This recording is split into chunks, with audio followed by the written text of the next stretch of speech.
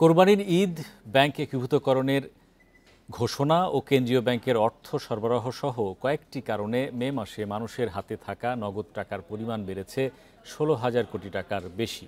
কেন্দ্রীয় ব্যাংকের তথ্য অনুযায়ী চলতি বছরের জানুয়ারিতে ব্যাংকের বাইরে নগদ টাকা কমে ২,৭৪,২৩০ কোটি টাকায় নেমে আসে।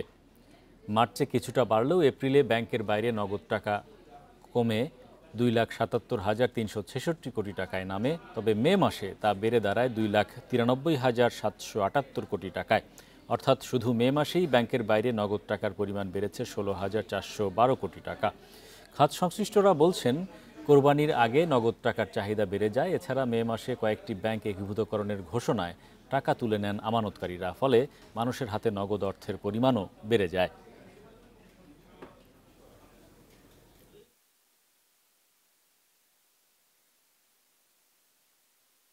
কোনো ব্যাংকের উপর আস্থা হারিয়েছে কোনো গ্রাহক।